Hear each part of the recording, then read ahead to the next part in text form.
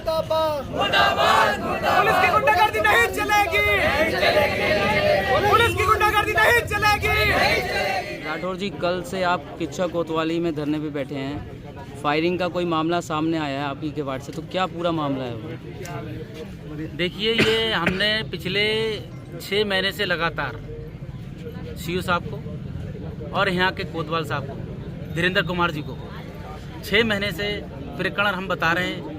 जिन लड़कों ने गुंडागिर्दी मचा रखी पूरे क्षेत्र के अंदर, पूरे वार्ड के अंदर और वार्डों के अंदर भी, लगातार हमने संज्ञान दिया। 112 पे कम से कम 100 कॉलें गई हुई हमारे वार्ड से, और कम से कम उनके खिलाफ कम से कम 20-20, 40-40, 50-50 तहरीरें दी गई।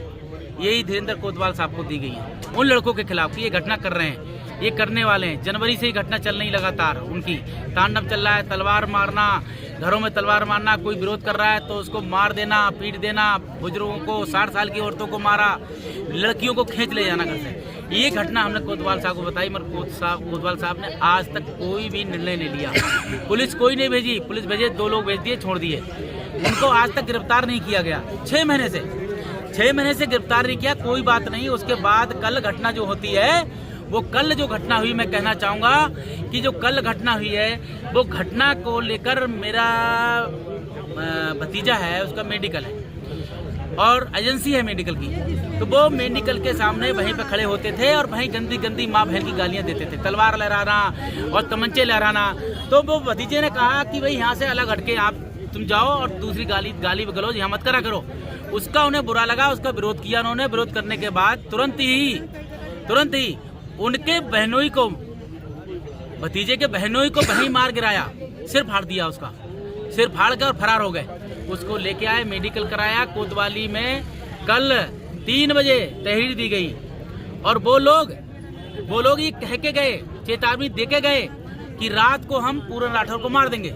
ये चेतावनी दे के जाते हैं। वही इन बच्चों ने तहरीर में लिख के दिया कोतवाल साहब को।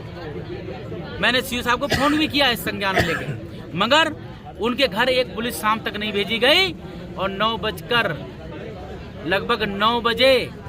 बजे दर्जनों लोग वहां पर तमंचा लेकर, लहराते हुए, तलवार लेके, कांटा लेके उस मेडिकल स्टोर के अंदर, जो शोरूम था उसके अंदर घुस गए और पूरा तांडा, पूरे शीशे बीशे सब तोड़ दिए और बुरी तरीके से मारा। गोलियां चलाई, बुरी तरीके से फायरिंग की गई, गोलियां चलाई गई, सीधे गोलियां मारी गई हैं, जिसके अंदर 5 लोग घायल हुए हैं। 5 लोग घायल हुए और वो 4 लोग उसमें सुशीला तिवारी में भर्ती हैं। एक आदमी जो है डिस्ट्रिक्ट हॉस्पिटल में भर्ती है।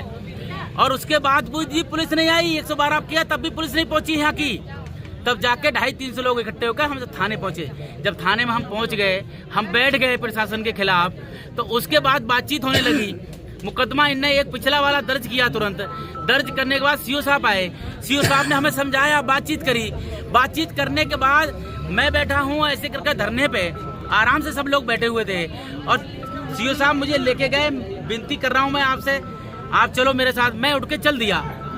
जब मैं चल दिया और जाने के बाद जैसे मैं सीओ साहब पर पहुंचा हूँ, इतनी देर में इन्होंने क्या किया, पीछे से लाठीचार्ज करवा दी महिलाओं पे, बुजुर्गों पे, 60 साल की महिलाओं पे मारा। मेरी पत्नी को लाठी मारी, जो को प्रदेश में सोशल मीडिया प्रभारी सदस्य है, वो भारतीय जनता पार्टी में, मैं स्वयं जिला अध्यक्ष हूँ भारतीय जनता पार्टी ओबीसी मोर्चा में। उनको भी मारा गया, कार्यकर्ताओं को मारा गया, ओबीसी मोर्चा के मंडल अध्यक्ष को मारा गया, जिला मंत्री को मारा गया। तो ओबीसी समाज खाली पिटने के लिए है? ये भ्रष्ट अधिकारियों से पिटाई खाएंगे हम क्या? कांग्रेस की सरकार आए तब भी हम पिटे और हमारी सरकार आए तब भी हम पिटे। तो ऐसे भ्रष्ट सरकारी अधिकारी को रहने का अधिकार नहीं है। पिछले भी हमारे ग्राम प्रधान पे चाटा मारा है उन्होंने, खुलेआम चाटा मारने का काम किया। ओम प्रकाश शर्मा ने चाटा मारा, इन्होंने भी चाटा मारा उसको। ओम प्रकाश शर्मा पहले, तो भारतीय जनता पार्टी कार्यकर्ता ही पिटते रहेंगे?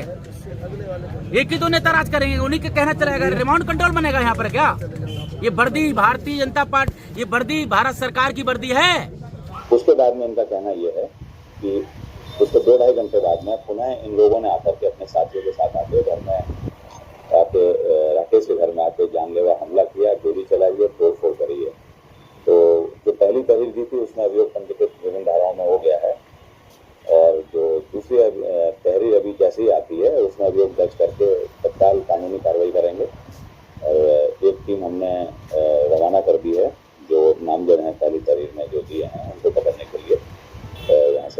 कुछ लोगों का कोई शिकायत थी यहाँ पे कि पुलिस थाने परिसर में उनके साथ बल प्रयोग किया गया है, लाठीचार्ज किया गया और ये संबंधित थाने की कार्यप्रणाली से भी वो खुश नहीं थे। तो उस संबंध में उनका धरना था, तो मैंने उनसे बात कर लिया, उनकी समस्याओं को सुन लिया है और वो प्रार्थना पत्र दे रहे हैं और उसमें हम इंक्वायरी करवा कर जैसा पाया जाएगा उस हिसाब से कार्रवाई करेंगे। धन्यवाद सर।